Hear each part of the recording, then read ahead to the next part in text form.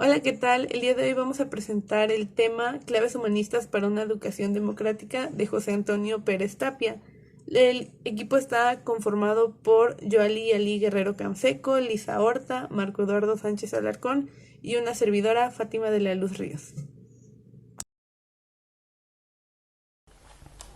A mí me toca comentar el tema de moralidad política y eticidad democrática, que es una moral personal y ética social.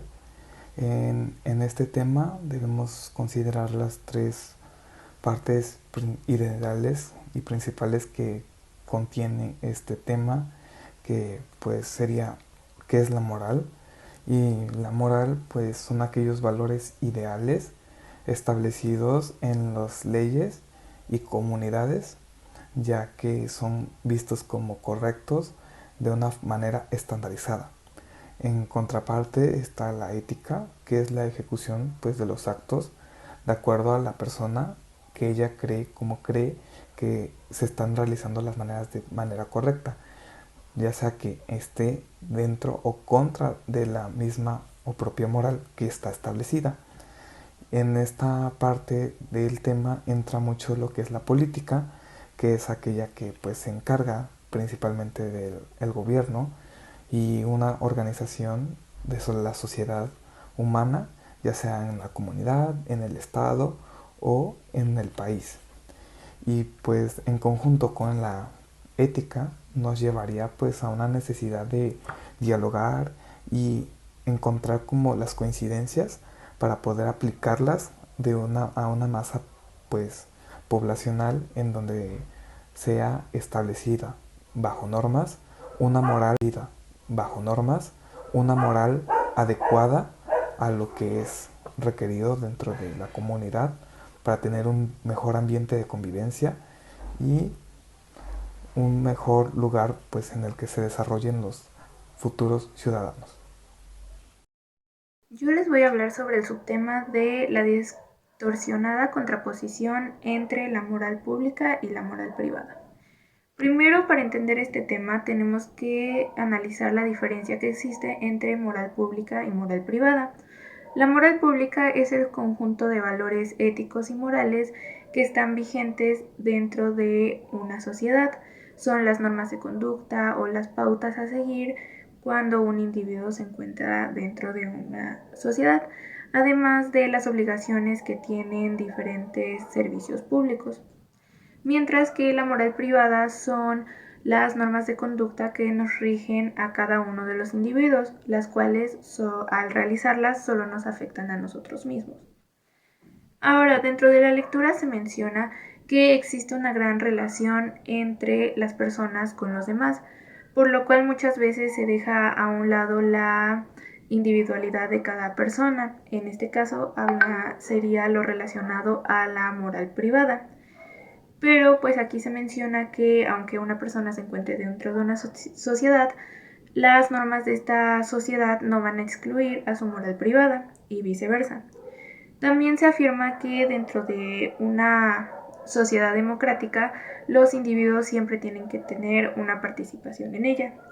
Y lo más importante es que no se puede establecer una socialización adecuada sin que exista una libertad de pensamiento. Por ello está esta moral pública, no, esta moral privada, pero al mismo tiempo no se debe de caer en el libertinaje y por ello se establecen las pautas o las normas de conducta relacionadas a la moral pública.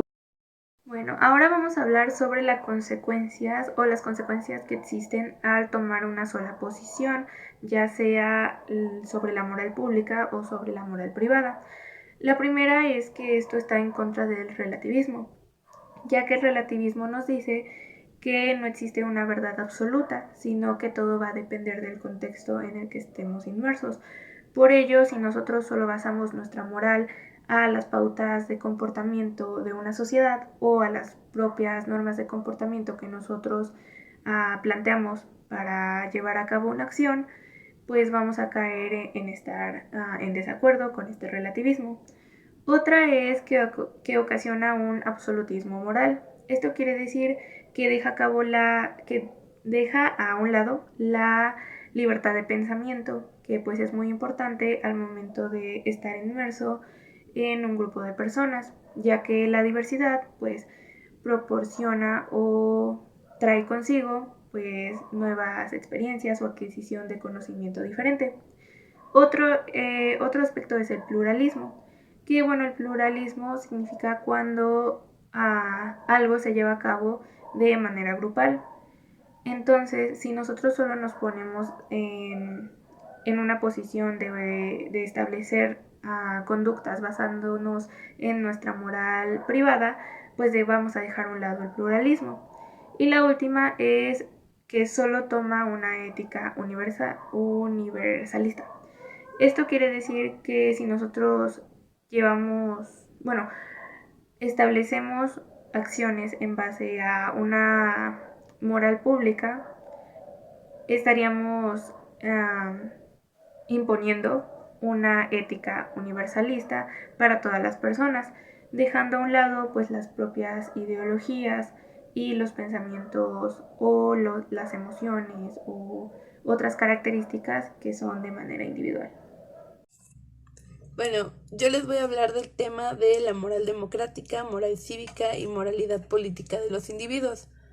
En este tema se ve la importancia de la moralidad política, la cual reside en que es una competencia únicamente de los individuos porque solamente ellos pueden ser morales y su existencia es social y mediada políticamente. Y bueno, ¿a qué se refiere con ser morales? A que solo nosotros como individuos tenemos la capacidad de ir o dirigirnos por el camino correcto y aceptado de la sociedad. Y bueno, continuando con lo que dice la lectura acerca de la moralidad, se dice que por ello, pues ningún individuo puede apartarse de la dimensión política que conlleva nuestra mera existencia.